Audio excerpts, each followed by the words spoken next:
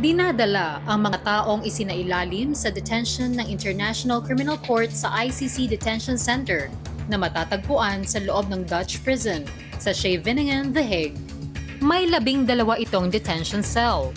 Ginagamit ang ICC Detention Center para sa pagdetine ng mga taong nahaharap sa paglilitis sa ICC.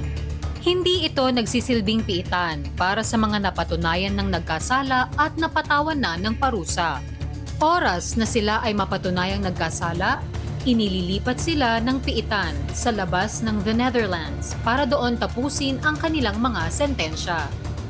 Mahigit 20 na ang nadetine sa International Criminal Court Detention Center mula nang maitatag ito noong 2006. Ang militia leader na si Thomas Lubanga ng Democratic Republic of the Congo ang pinakaunang nadetine sa ICC Detention Center. Dumating siya doon noong March 17, 2006. Siya rin ang kauna-unahang taong napatunayang nagkasala at pinatawan ng parusa ng International Criminal Court para sa war crime na paggamit ng mga child soldier. Sinentensyahan siyang makulong ng 14 na taon. Makailang beses ring sinubukang mapalaya siya ng mas maaga. Pero hindi ito pinayagan ng korte. Napalaya si Lubanga noon lang March 15, 2020.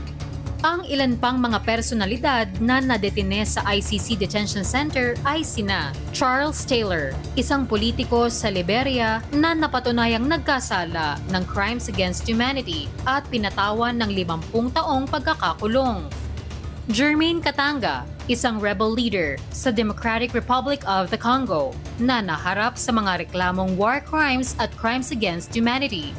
Siya ang pangalawang na-convict sa International Criminal Court. Pinatawan siya ng ICC ng 12 taong pagkakakulong. Radovan Karadzic, isang politiko sa Bosnia na napatunayang nagkasala ng genocide, crimes against humanity at war crimes. Nasentensyahan siya ng 40 taong pagkakakulong. Sa ngayon ay may 6 na abusado ng kasalukuyang nakadetine sa ICC Detention Center. Ito'y sina Al-Hassan Ag Abdul Aziz, isang Islamist militant sa Mali na napatunayang nagkasala ng crimes against humanity. Alfred Yekatom, isang dating pinuno ng Central African Rebel Group ang Anti-Balaka. Inirereklamo siya ng war crimes. Patrice Edward Ngaysona, isa ring pinuno ng grupong Anti-Balaka na inakusahan ng war crimes at crimes against humanity. Ali Kushaib, isang senior commander ng militia group na Janjaweed na inireklamo dahil sa war crimes. Mahamat Said Abdul Kani, dating general at commander ng Seleka, isang alyansa ng mga militia group sa Central African Republic. Nahaharap siya sa mga reklamong war crimes at crimes against humanity. At si dating Pangulong Rodrigo Duterte na nahaharap din sa reklamong crimes against humanity.